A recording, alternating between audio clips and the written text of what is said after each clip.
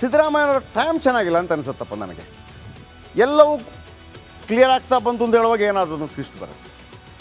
ಈಗ ನೋಡಿ, ಎಲ್ಲವೂ ಕ್ಲಿಯರ್ ಆಯಿತು, ಏನಿಲ್ಲ, ರಾಜ್ಯಪಾಲರು ಏನು ಕೊಡೋದಿಲ್ಲ, ಕೊಟ್ಟುಬಿಟ್ಟ ನಂತರ ಕೆಲವು ದಾಖಲೆಗಳು ಯಾವ ದಾಖಲೆ ಬಂತು, ಒಂದೊಂದಾಗಿ ಬರ್ತಾ ಇದೆ. ಇವತ್ತು ನೋಡಿ ಇನ್ನೊಮ್ಮೆ ಸಿಕ್ಕಾಕೋತಾ ಇದ್ದಾರೆ. ಏನದು, CM ಸಿದ್ದರಾಮಯ್ಯ ಮುಡಾ ಹಗರಣಕ್ಕೆ ಸಂಬಂಧಪಟ್ಟಂತೆ ಸುಳ್ಳು ಹೇಳಿದ್ರಾ ಎಂಬ ಗಂಭೀರವಾದ ಪ್ರಶ್ನೆ ಎದ್ದೇಳ್ತಾ ಇದೆ. ನಿನ್ನೆ ನಿಮ್ಮ ರಿಪಬ್ಲಿಕನಕ್ಕೆ ಸಿದ್ದರಾಮಯ್ಯ ಪತ್ನಿ ಪಾರ್ವತಿ ಮುಡಾಕ್ಕೆ ಬರೆದ ಪತ್ರಗಳು ಸಿಕ್ಕಿದ್ದು ಅಲ್ವಾ? ಇದೇ ವೈಟ್ನರ್ ಹಾಕಿರುವಂಥದ್ದು. ಈ ಪತ್ರ ಬೆಳಕಿಗೆ ಬಂದ ಬೆನ್ನಲ್ಲೇ ಮಾಧ್ಯಮಗಳು ಪ್ರಶ್ನೆ ಕೇಳಿದ್ದಕ್ಕೆ ಸಿದ್ದರಾಮಯ್ಯ ನನ್ನ ಪತ್ನಿ ಯಾವುದೇ ಪತ್ರ ಬರೆದಿಲ್ಲ ಅಂತ ಹೇಳಿದರು ಅಲ್ವಾ, ಬಹಿರಂಗವಾಗಿ ಹೇಳಿಕೆ ನೀಡಿದರು. ಆದರೆ ಪಾರ್ವತಿ ಪತ್ರ ಬರೆದ ಬಗ್ಗೆ ಸ್ವತಃ CM ಸಿದ್ದರಾಮಯ್ಯನವರೇ ಉಲ್ಲೇಖ ಮಾಡಿರುವ ವಿಚಾರ ಇದೀಗ ಬೆಳಕಿಗೆ ಬಂದಿದೆ. ಏನದು? ಹಾಗಿದ್ರೆ ಸಿದ್ದರಾಮಯ್ಯ ಸುಳ್ಳು ಹೇಳಿದ್ರಾ? ಬನ್ನಿ ಅದರ ಬಗ್ಗೆ ಹೇಳ್ತೀನಿ. ಬರೆದಿಲ್ಲ ಅಂತ ಹೇಳಿದ್ರಲ್ವಾ? ಮುಡಾ ಬಗ್ಗೆ ಸಿದ್ದರಾಮಯ್ಯಗೆ ರಾಜ್ಯಪಾಲರು ನೋಟಿಸ್ ಕೊಡ್ತಾರೆ, ಸಿದ್ದರಾಮಯ್ಯನವರಿಗೆ ನೋಟಿಸ್ ಕೊಡ್ತಾರೆ, ಪ್ರಾಸಿಕ್ಯೂಷನ್ಗೆ ಅನುಮತಿ ಕೊಡ್ತಾರೆ. ನೋಟಿಸ್ಗೆ ಉತ್ತರ ಕೊಡ್ತಾರೆ ಮುಖ್ಯಮಂತ್ರಿ. ಉತ್ತರದಲ್ಲಿ ಪತ್ನಿ ಪಾರ್ವತಿ ಬರೆದ ಪತ್ರದ ಬಗ್ಗೆ ಉಲ್ಲೇಖ ಮಾಡ್ತಾರೆ. ನಮ್ಮ ಹತ್ರ ಏನು ಹೇಳ್ತಾರೆ? ಪತ್ರ ಬರದೇ ಇಲ್ಲ ಅಂತ ಹೇಳ್ತಾರೆ. ನಾವು ಡಾಕ್ಯುಮೆಂಟ್ ಕೊಟ್ಟ ನಂತರ ರಾಜ್ಯಪಾಲರಿಗೆ ಬರೆದ ಪತ್ರದಲ್ಲಿ ಪತ್ನಿ ಪತ್ರ ಬರೆದಿರೋ ಬಗ್ಗೆ ಉಲ್ಲೇಖ ಮಾಡ್ತಾರೆ. ಉಲ್ಲೇಖ ಮಾಡಿರ್ತಾರೆ ಸಿದ್ದರಾಮಯ್ಯ. ಎಲ್ಲಿ ಮಾಡಿದ್ದಾರೆ? ತೆಗೆದು ನೋಡಿ, 30ನೇ ಖಂಡಿಕೆಯ 15ನೇ ಅನೆಕ್ಸರ್ನಲ್ಲಿ ಸಿದ್ದರಾಮಯ್ಯ ಉಲ್ಲೇಖ ಮಾಡಿದ್ದಾರೆ. ತಮ್ಮ ಪತ್ನಿ ಕೇಳಿದ್ರು, ಆದರೆ ನಮ್ಮ ಮುಂದೆ ನನ್ನ ಪತ್ನಿ ಪತ್ರವನ್ನೇ ಬರೆದಿಲ್ಲ ಅಂತ ಸಿದ್ದರಾಮಯ್ಯ ಹೇಳಿದ್ದಾರೆ. ಆದರೆ ಆ ಪತ್ರ ಯಾವುದು, ಈ ಪತ್ರ ಯಾವುದು ಗೊತ್ತಿಲ್ಲ. ಹಾಗಿದ್ರೆ ಬನ್ನಿ ಇದರ ಬಗ್ಗೆ ಮಾತಾಡಿದ್ದನ್ನು ಕೇಳಿಸ್ಕೊಳ್ಳಿ.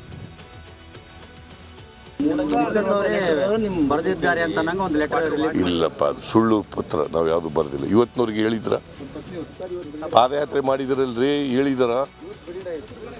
ನನಗೆ ಗೊತ್ತಿಲ್ಲ, ನೋಡಿಲ್ಲ. ಯಾರು? ಕುಮಾರಸ್ವಾಮಿ ಯಾವತ್ತು ಹಿಟ್ ಅಂಡ್ ರನ್ ಕೇಸ್ ಗೊತ್ತಾ ನಿಮಗೆ? ಕುಮಾರಸ್ವಾಮಿ ಯಾವತ್ತು ಹಿಟ್ ಅಂಡ್ ರನ್ ಕೇಸ್ ಯಾವುದನ್ನ ಅವರು ಲಾಜಿಕಲ್ಲಿ ಹಿಡಿ ತಗೊಂಡು ಹೋಗಿದ್ದಾರೆ ಹೇಳಿಯಪ್ಪ ನೋಡೋಣ. ಇವತ್ತಿನವ್ರಿಗೆ ಅನೇಕ ಅಲಿಗೇಷನ್ ಮಾಡಿದ್ದಾರೆ. ಪೆನ್ ಡ್ರೈವ್ ಇದೆ ನನ್ನ ಹತ್ರ ಇಲ್ಲಿ ಅಂತ ಹಿಂಗೆ ತೆಗೆದು. ಹಾಗಿದ್ರೆ ಸಿದ್ದರಾಮಯ್ಯನವರ ದಾರಿ ತಪ್ಪಿಸ್ತಾ ಇದ್ದಾರೆ ಯಾರಾದರೂ, ಅಥವಾ ಪ್ರಾಬ್ಲಮ್ ಆಗ್ತಾ ಇದೆ ಗೊತ್ತಿಲ್ಲ. ಕೋರ್ಟ್ಗೂ ಸಿದ್ದರಾಮಯ್ಯ ಸುಳ್ಳು ಏನಾದರೂ ಹೇಳಿದ್ರಾ? ಯಾಕಂದರೆ ರಿಟ್ ಅರ್ಜಿಯಲ್ಲೂ ಕೋರ್ಟ್ ಕಣ್ತಪ್ಪಿಸಿದ್ದಾರಂತೆ ಸಿದ್ದರಾಮಯ್ಯ.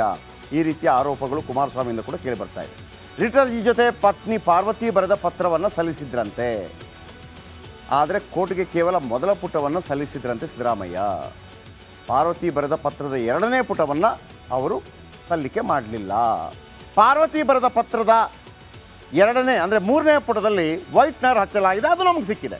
ಅದರ ಫಸ್ಟ್ ಪೇಜ್ ಕೊಟ್ಟಿದ್ದಾರೆ, 2ನೇ ಪೇಜ್ ಇಲ್ಲ. 2ನೇ ಪುಟ ಸಲ್ಲಿಸಿದ್ರೆ ವೈಟ್ನರ್ ಹಚ್ಚಿದ್ದು ಕೋರ್ಟ್ಗೂ ಕೂಡ ಗೊತ್ತಾಗ್ತಾ ಇತ್ತು. ಆ ವೈಟ್ನರ್ ಸಲ್ಲಿಸಿದ್ದನ್ನು ಸಲ್ಲಿಕೆ ಮಾಡಿಲ್ಲ. ಅಂದರೆ ಪತ್ನಿ ಪಾರ್ವತಿ ಪತ್ರ ಬರೆದಿದ್ದು ಸಿದ್ದರಾಮಯ್ಯನವ್ರಿಗೂ ಗೊತ್ತಿತ್ತಾ? ಆ ಪತ್ರದ 1ನೇ ಪೇಜನ್ನು ಮಾತ್ರ ಕೊಟ್ರ? ಪೇಜಿನ 1ನೇ ಪೇಜಲ್ಲಿ ಯಾವುದೇ ಪ್ರಾಬ್ಲಮ್ ಉಂಟಾಗೋದಿಲ್ಲ. 2ನೇ ಪೇಜ್ನಲ್ಲಿ ವೈಟ್ನರ್ ಹಾಕಿರೋದು ಗೊತ್ತಾಗುತ್ತೆ. ಅದನ್ನು ನಾವು ನಿನ್ನೆ ಡಿಸ್ಕ್ಲೋಸ್ ಮಾಡಿದ್ವಿ. ಇಂದ ಆ ಜಾಗವನ್ನು ಕೈ ಬಿಡುತ್ತೆ ಮುಡಾ. 1997ರಲ್ಲೂ ಸಿದ್ದರಾಮಯ್ಯ DCM, ಹಣಕಾಸು ಸಚಿವರಾಗಿದ್ದರು. 98ರಲ್ಲೂ JH ಪಟೇಲ್ ಸಂಪುಟದಲ್ಲಿ, ಯಾವಾಗ, ಹೇಗೆ? JH ಪಟೇಲ್ ಸಂಪುಟದಲ್ಲಿ DCM ಆಗಿದ್ದರು ಮತ್ತು ಹಣಕಾಸು ಸಚಿವರಾಗಿದ್ದರು. ದೇವೇಗೌಡರು ಪ್ರಧಾನಮಂತ್ರಿಯಾಗಿ ಡೆಲ್ಲಿಗೆ ಹೋಗಿದ್ದರು. ಡಿನೋಟಿಫಿಕೇಶನ್ ಸಂದರ್ಭದಲ್ಲಿ ಇವರು ಉಪಮುಖ್ಯಮಂತ್ರಿ ಆಗಿದ್ದರು. ಇದಕ್ಕೂ ಸಂಬಂಧ ಇದೆಯಾ ಗೊತ್ತಿಲ್ಲ, ಕಾಕತಾಳೀಯನೋ ಗೊತ್ತಿಲ್ಲ. 2001ರಲ್ಲಿ ವಸತಿ ಉದ್ದೇಶಕ್ಕೆಂದು ನಿವೇಶನ ಮಾಡಲಾಯಿತು. 2001ರಲ್ಲಿ 2004ರಲ್ಲಿ ಭೂಮಿ ಖರೀದಿ ಮಾಡ್ತಾರೆ ಮಲ್ಲಿಕಾರ್ಜುನ ಸ್ವಾಮಿ ಅಲ್ವಾ? 2004ರಲ್ಲೂ ಕೂಡ ಸಿದ್ದರಾಮಯ್ಯ DCM ಆಗಿದ್ದರು, ಹಣಕಾಸು ಸಚಿವರಾಗಿದ್ದರು. ಎಲ್ಲಿ, ಯಾವಾಗ? ಧರಮ್ ಸಿಂಗ್ ಸಂಪುಟದಲ್ಲಿ DCM ಮತ್ತು ಹಣಕಾಸು ಸಚಿವ. ಆಮೇಲೆ ಏನಾಯಿತು? 2005ರಲ್ಲಿ ಕೃಷಿಯೇತರ ಉದ್ದೇಶಕ್ಕಾಗಿ ಭೂ ಪರಿವರ್ತನೆ ಆಗತ್ತೆ. ಆಗಲೂ ಸಿದ್ದರಾಮಯ್ಯ DCM ಆಗಿದ್ದರು, ಹಣಕಾಸು ಸಚಿವರಾಗಿದ್ದರು. ನನಗೆ ಗೊತ್ತಿಲ್ಲ ಇದು ಕಾಕತಾಳೀಯವೋ ಅಥವಾ ಇವರ ಕಾಲದಲ್ಲಿ ಈ ಕೆಲಸ ಆಯಿತು. 2010ರಲ್ಲಿ ತಂಗಿಗೆ ಭೂದಾನ ಮಾಡಿದರು ಮಲ್ಲಿಕಾರ್ಜುನ ಸ್ವಾಮಿ, ಗಿಫ್ಟ್ ಡೀಡ್. ಆಗ ಸಿದ್ದರಾಮಯ್ಯನಾಗಿದ್ದರು, ಸಿದ್ದರಾಮಯ್ಯ ಪ್ರತಿಪಕ್ಷ ನಾಯಕರಾಗಿದ್ದರು. ಅಲ್ಲಿ ಭೂದಾನ ಮಾಡೋದಕ್ಕೆ ಏನು ಒತ್ತಡ ಹಾಕಬೇಕು ಅಂತಿಲ್ಲ. 2014ರಲ್ಲಿ ಪರಿಹಾರ ಕೋರಿ ಸಿದ್ದರಾಮಯ್ಯ ಪತ್ನಿ ಪಾರ್ವತಿ ಪತ್ರ ಬರೀತಾರೆ, ನನಗೆ ಕೊಡಿ ಅಂತೇಳಿ. ಇಲ್ಲೆಲ್ಲ ನೀವು ಮಾಡ್ಕೊಂಡ್ಬಿಟ್ಟಿದ್ದೀರಿ ನಿವೇಶನ, ನನಗೆ ಪರಿಹಾರ ಕೊಡಿ. ಯಾವಾಗ ಬರೆದಿದ್ದು? 2014ರಲ್ಲಿ. ಆಗ ಸಿದ್ದರಾಮಯ್ಯನಾಗಿದ್ದರು, ಸಿ ಎಂ ಆಗಿದ್ದರು. ಇದು ಕಾಕತಾಳೀಯವೋ ಅಥವಾ ಅಧಿಕಾರದ ದುರುಪಯೋಗವೋ ಗೊತ್ತಿಲ್ಲ. 50-50 ಅನುಪಾತದಡಿ ನೀಡುವ ಪರಿಹಾರಕ್ಕೆ ತಿದ್ದುಪಡಿ ತರಲಾಯಿತು. ಆಗಲೂ ಸಿದ್ದರಾಮಯ್ಯ ಮುಖ್ಯಮಂತ್ರಿ ಆಗಿದ್ದರು. ಅದು ಬಿಟ್ಟಕ್ಕೆ ವಿಜಯನಗರದ 3ನೇ ಹಂತದಲ್ಲಿ 14 ಸೈಟ್ ಕೊಡಬೇಕು ಅಂತೇಳಿ ಡಿಸೈಡ್ ಆಯ್ತಲ್ಲ, ಆಗ ಯತೀಂದ್ರ ಸಿದ್ದರಾಮಯ್ಯ ಶಾಸಕರಾಗಿದ್ದರು ಮತ್ತು ಮುಡಾ ಸಭೆಗೆ ಹೋಗಿದ್ದರು ಮತ್ತು ಮುಡಾ ಸಭೆ ಮೆಂಬರ್ ಆಗಿದ್ದರು. ತನ್ನದೇ ಫ್ಯಾಮಿಲಿಗೆ 14 ಸೈಟ್ ಕೊಡುವಂತಹ ಮೀಟಿಂಗಲ್ಲಿ ಯತೀಂದ್ರ ಸಿದ್ದರಾಮಯ್ಯ ಭಾಗಿಯಾಗಿದ್ದರು. ಇದು ಕಾಕತಾಳೀಯವೋ ಅಥವಾ ಅಧಿಕಾರದ ದುರುಪಯೋಗವೋ? ಅರ್ಥ ಆಯ್ತಾ? ಆಗಿಲ್ವೋ? ಆಗಿಲ್ಲ ಅಂದರೆ ವಿವರವಾಗಿ ಇನ್ನೊಮ್ಮೆ ಹೇಳ್ತೀನಿ, ಬನ್ನಿ ವಾಲಲ್ಲಿ ನೋಡಿ. ಅರ್ಥ ಆಯ್ತಾ? 98 ಭೂ ಸ್ವಾಧೀನಕ್ಕೆ ಕೊಕ್ಕೆ, ಭೂ ಸ್ವಾಧೀನ ಕೈ ಬಿಡಲಾಯಿತು. DCM ಹಣಕಾಸು ಸಚಿವ ಸಿದ್ದರಾಮಯ್ಯ.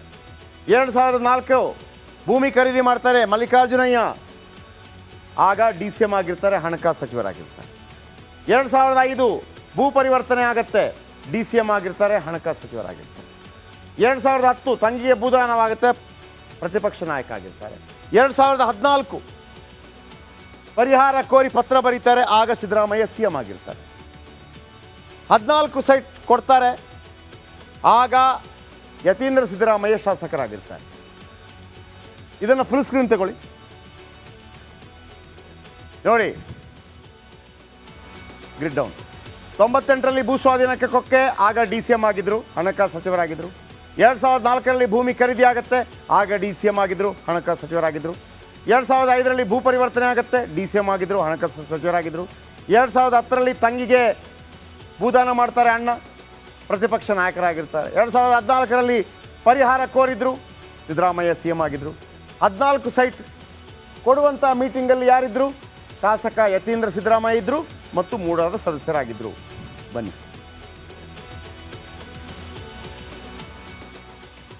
ಇದೆಲ್ಲ ಹೆಂಗಾಗಿದ್ದು? ಕಾಕತಾಳೀಯವೋ ಅಧಿಕಾರ ದುರುಪಯೋಗವೋ ನನಗಂತೂ ಗೊತ್ತಿಲ್ಲ. ನಾವು ಮಾಹಿತಿ ಕಲೆ ಹಾಕಿ ನಿಮ್ಮ ಮುಂದೆ ಇಟ್ಟಿದ್ದೀವಿ, ಕೋರ್ಟ್ ತೀರ್ಮಾನ ಮಾಡುತ್ತೆ. ಬ್ರೇಕ್.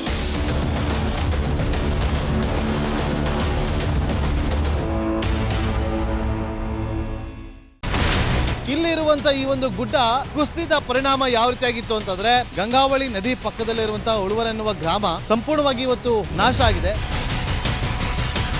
ಮನೆ ಮಠ ಏನಿಲ್ಲ, ಎಲ್ಲ ಹೋಗ್ಬಿಟ್ಟಿದೆ. ಇವತ್ತು ರಿಪಬ್ಲಿಕ್ ಕನ್ನಡ ಮಾಡಿದಂತ ಒಂದು ವರದಿಯಿಂದಾಗಿ ಎಚ್ಚೆತ್ತುಕೊಳ್ಳುವಂತ ಕೆಲಸ ಸರ್ಕಾರ ಮಾಡಿದೆ, ಸಚಿವರು ಕೂಡ ಮಾಡಿದ್ದಾರೆ. 2 ಗಂಟೆಗೆ ಸುದ್ದಿ ಮೂಡಿಸಿದ್ದು 6 ಗಂಟೆಗೆ ಎಲ್ಲ ಸಚಿವರು ಮಿನಿಸ್ಟರ್ ಎಲ್ಲ ಬಂದು ಇಲ್ಲಿ ನೋಡೋಗಿದ್ದಾರೆ. ಎಲ್ಲಾ ಜನರಿಗೂ 1,20,000 ಮತ್ತೆ ಅವರಿಗೆ ಮನೆಗೆ 5 ಲಕ್ಷ. ಈ ಸುದ್ದಿಯನ್ನ ಎಲ್ಲ ಒಂದು ಅಧಿಕಾರಿಗಳಿಗೆ ಮೂಡಿಸಿದ್ದಕ್ಕಾಗಿ ರಿಪಬ್ಲಿಕ್ ಕನ್ನಡ ಟಿವಿಗೆ ಧನ್ಯವಾದ ಹೇಳಿ ಇಷ್ಟಪಡ್ತೇವೆ. ಮನೆನೂ ಕೊಡ್ತೇವೆ, ಮಕ್ಕಳಿಗೆ ಶಿಕ್ಷಣಕ್ಕೆ ತೊಂದರೆ ಆಗದೆ ಇದ್ದಂಗೆ ಹೆಲ್ಪ್ ಮಾಡ್ತೇವೆ. 1,20,000 ಮನೆ ಯಾರ್ದ್ರ ಡ್ಯಾಮೇಜ್ ಆಗಿದೆ ಅದನ್ನ ಕೊಡ್ತೀವಿ ಅಂತ ಒಪ್ಕೊಂಡಿದ್ದಾರೆ. ನಮ್ಮ ಕಷ್ಟಕ್ಕೆ ನೀವು ರಿಪಬ್ಲಿಕ್ ಕನ್ನಡದವರಾದಂತ ನೀವು ನೆರವಾಗಿರ್ತೀವಿ ನಾವು ನಂಬಿದ್ದೀವಿ. ಅವರಿಗೆ ಸೂರನ್ನ ಕಲ್ಪಿಸಿ ಕೊಡೋವರೆಗೂ ಕೂಡ ರಿಪಬ್ಲಿಕ್ ಕನ್ನಡ ಅವರಿಗೆ ಧ್ವನಿಯಾಗಿ ನಿಲ್ಲುವಂತ ಕೆಲಸವನ್ನ ಮಾಡುತ್ತೆ.